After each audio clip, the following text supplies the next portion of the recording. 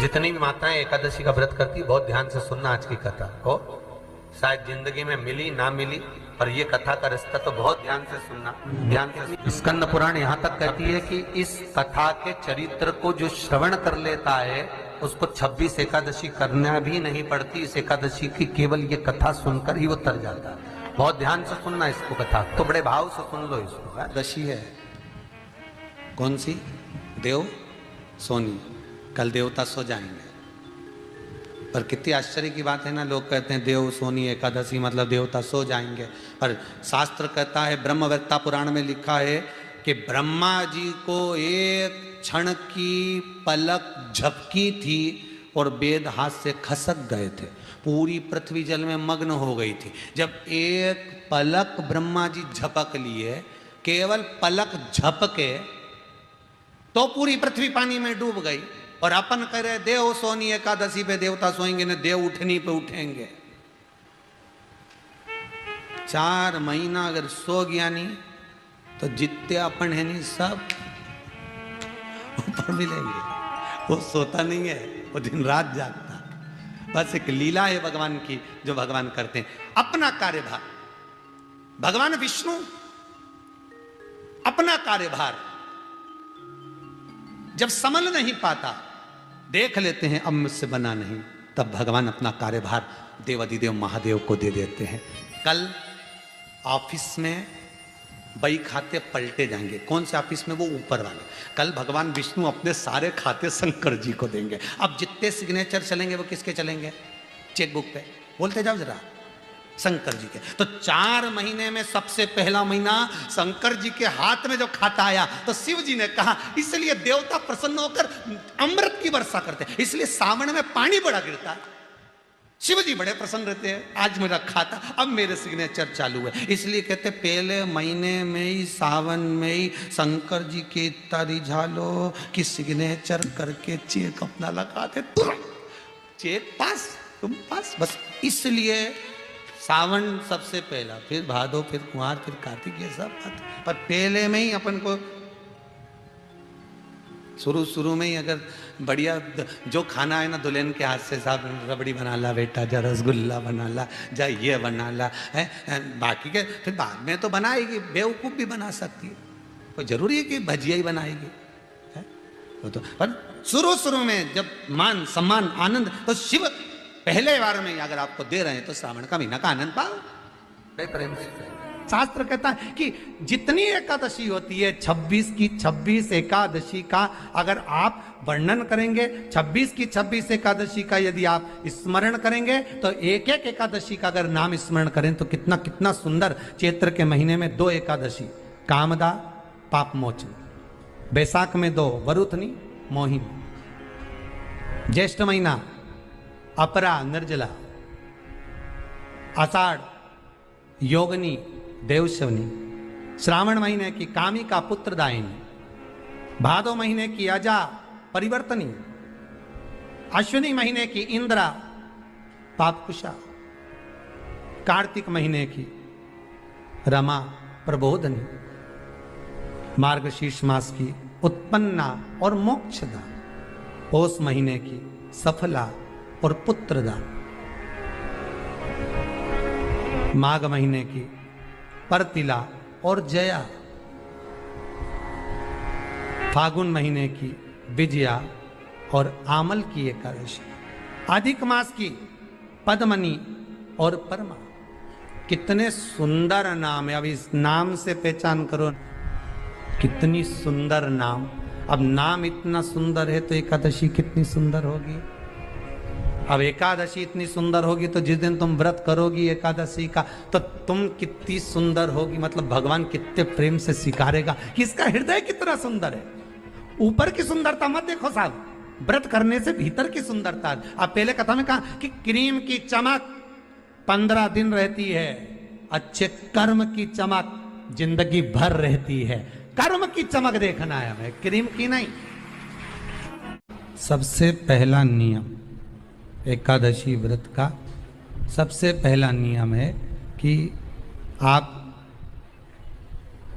जिस दिन व्रत करो उसके एक दिन पहले भक्ति का संचार इस हृदय में कर लो। भक्ति का संचार इस हृदय में कर लीजिए। जिस दिन आप व्रत करो, जैसे एकादशी का व्रत कर रहे हो, तो दशमी के दिन शाम का समय जब आवे, रात्रि जब होने लगे, शाम का समय आवे और रात्रि का आप जब भोजन ग्रहण करो, तो उस भोजन में कोई ऐसा पदार्थ ग्रहण मत करिए जिस पदार्थ के कारण आपकी एकादशी बिगड़ जाए।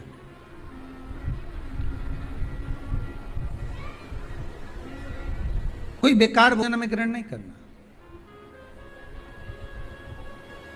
श्रेष्ठ भोजन ग्रहण करिए दशमी के। और एकादशी का दूसरा नियम बहुत ध्यान से सुनिएगा। जिस दिन आपकी एकादशी का व्रत हो, उस दिन प्रयास करिएगा कि अपने हाथ से किसी भी वृक्ष की कोई पत्ती टूटे ना। अपने हाथ से किसी भी वृक्ष की, पौधे की, किसी भी वृक्ष की पत्ती अपने हाथ से ना टूटे। बहुत ध्यान दीजिएगा महाराज। एकादशी का ये दूसरा नियम है कि अपने हाथ से किसी पौधे की, किसी वृक्ष की, किसी डाली की कोई पत्ती टूटे ना, कोई पत्ती ना टूटे, इसका प्रयास करिए।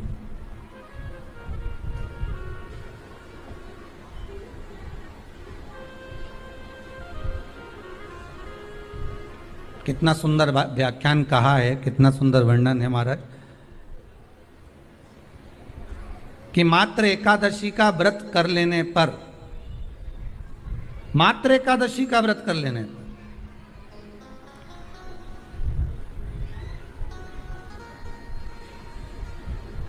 जो पूर्व में किया गया हमारा पाप कर्म है, हमने किसी जीव की हत्या करी है, हमने किसी को कष्ट प्रदान करा है, हमने किसी को अपशब्द कहा है, हमने किसी को ताने दिए, हमने किसी को आड़ा टेढ़ा कहा है, हमने किसी को गालियां दे दी है, मात्र एकादशी का व्रत ही कर लेने पर ये सारे जो दोष हैं वो समाप्त हो जाते हैं।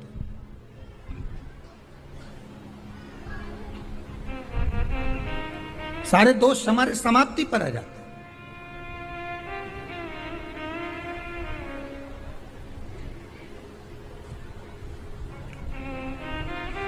अब एक विचार करिएगा थोड़ा सा अपने मन में, अपने चित्त में, अपनी वृत्ति में एक बात उतारिएगा, एक अपने मन में एक बात को उतार कर रखिएगा कि आप अपने पाप को, अपने पाप कर्म को जिस दिन क्षीण करने वाले हो, समाप्त करने वाले हो, अपने पाप को आप जिस दिन समाप्ति पर लेकर जा रहे हो, तो उसके एक दिन पहले आपको प्रसन्नता होना चाहिए कि नहीं होना चाहिए कि कल मेरा पाप कटने वाला है, कल मेरा पाप समाप्त होने वाला है,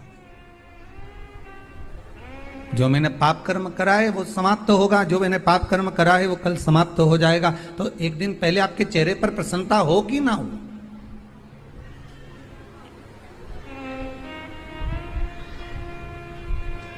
और चेहरे पर वो प्रसन्नता आपके आना चाहिए कि कल मेरा एकादशी का व्रत है, आज दशमी है, कल एकादशी का व्रत है, तो कल मेरी जब एकादशी का व्रत रहेगा तो मेरा ना जाने कितना कितना पाप, कितना असत्य, कितना झूठ, कितना प्रपंच वो समाप्त हो जाएगा। इसमें मुझे प्रसन्नता हो, इसमें मुझे आनंदता हो।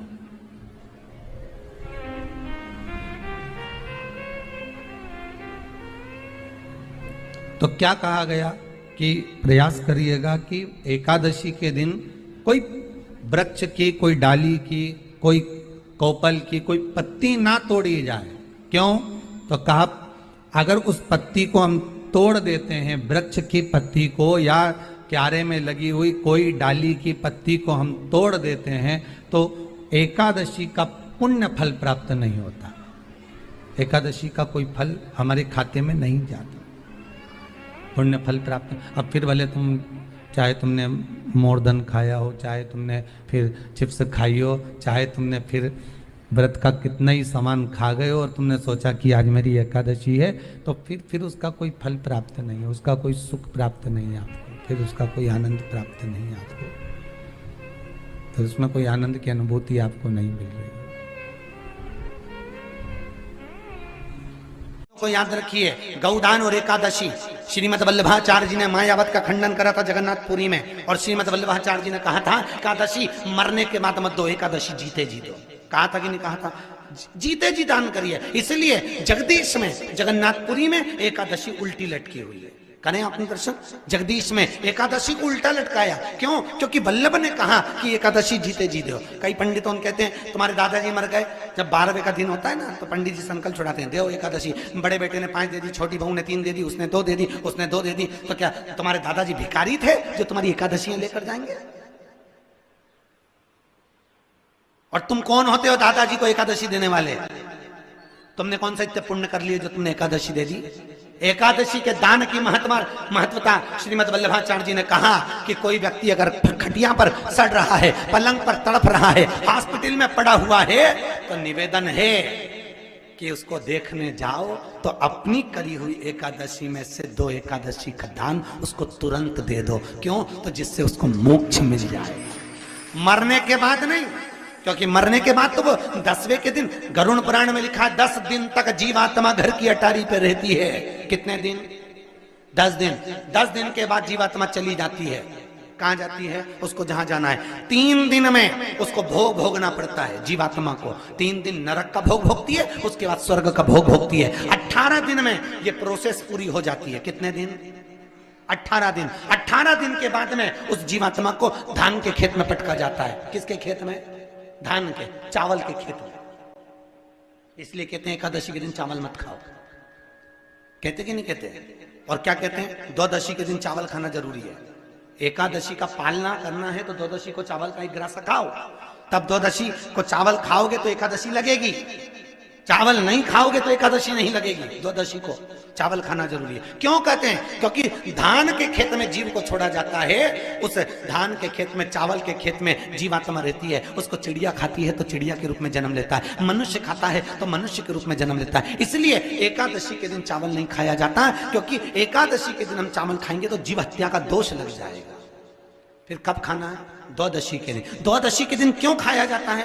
क्योंकि हम एकादशी के व्रत करे रहते हैं, और पहला घासा जब चावल का खाते हैं तो अपनी करी हुई एकादशी का पुण्य, जितने जीव हमारे मुंह में जाते हैं उनको उसका पुण्य मिल जाता है, और उनका फिर जन्म नहीं होता, वो तर जाते हैं, उनको एकादशी का भाग मिल जाता है। इसलिए कहते हैं एकादशी को चावल मत खाओ, पर द्वादशी को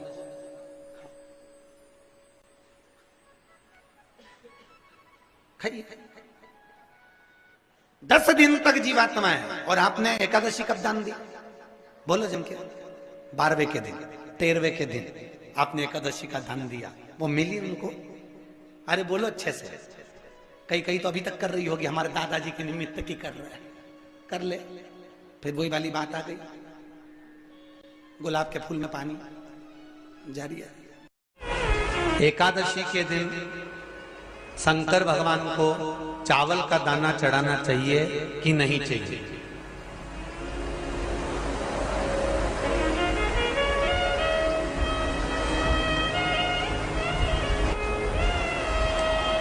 बीमार व्यक्ति से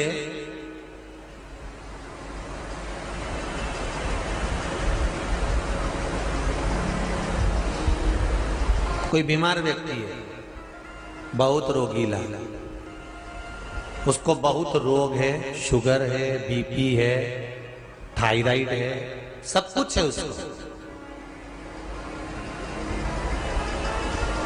और वो रोगीला व्यक्ति जब डॉक्टर के पास जाकर पूछे, डॉक्टर साहब मेरी तबीयत ठीक नहीं रहती है, मैं बहुत कष्ट में रहती हूँ, बहुत तकलीफ है शरीर में, और अभी सावन का महीने का व्रत आ रहा है डॉक्टर साहब, 1 महीना में व्रत करती थी पहले, करूं कि नहीं करूं? तो डॉक्टर साहब क्या बोलेंगे? बोलते जाओ जरा जम के। डॉक्टर बोलेगा कि आप व्रत मत करो। डॉक्टर एक बात कहेंगे, शरीर स्वस्थ रखना है, व्रत बाद में हो जाएगा, अगले वर्ष कर लेना, पर अभी शरीर को सही रखने के लिए दोनों समय अच्छे पेट भरकर सात्विक भोजन करो और अपने शरीर को ठीक करो। सात्विक भोजन अपने शरीर को, व्रत बाद में भी हो जाए, अगले वर्ष हो जाए।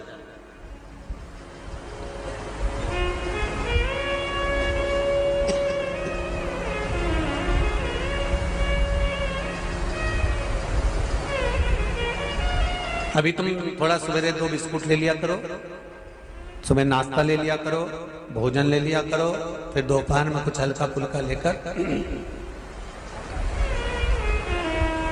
थोड़ी थोड़ी देर में खाते रहना चाहिए। हो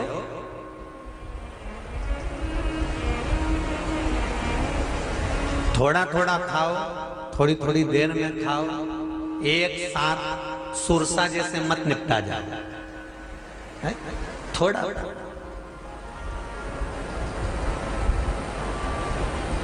ज्यादा खाओगे और ज्यादा कमाओगे तो दूसरों को कष्ट नहीं होगा, कष्ट खुद को होगा।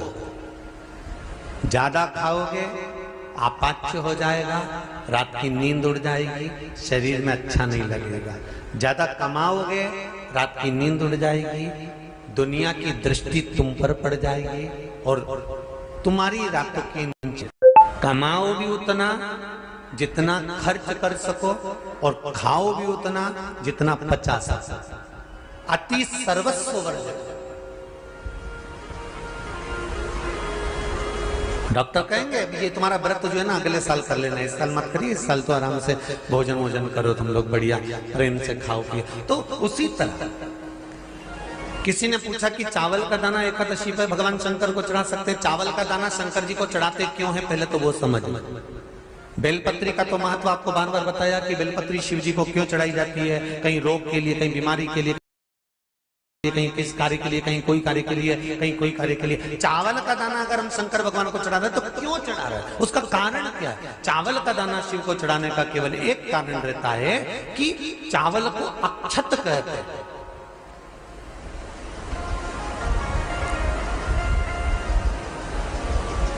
अक्षत का मतलब होता है अक्षय।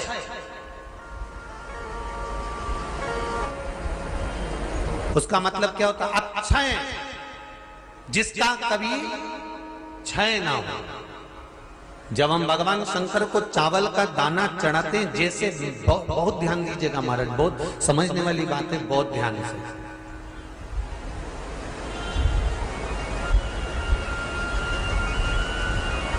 चावल का दाना हमारे मस्तक पर तिलक करने के बाद पंडित जी क्यों लगाते हैं कि भगवान जैसा समय आज चल रहा है, आप पूजन कर रहे हो, पाठ कर रहे हो, दान कर रहे हो, पुण्य कर रहे हो, सत्कर्म कर रहे हो, भजन कर रहे हो, मेरा देव अधिदेव महादेव, मेरा नारायण, मेरा सत्यनारायण भगवान, मेरा राम जी, मेरा विष्णु जी, मेरा भागवत मैया, मेरी रामायण मैया, ब्राह्मण मस्तक पर तिलक लगाने के बाद चावल इसलिए लगाता है कि जैसा समय आज चल रहा है, भगवान तुमको ऐसा ही समय बनाकर रखे और तुम ऐसे ही चार चांद लगाते रहो, दान पुण्य संकीर्तन करते रहो। इसलिए मस्तक पर चावल का दाना लगाया जाए।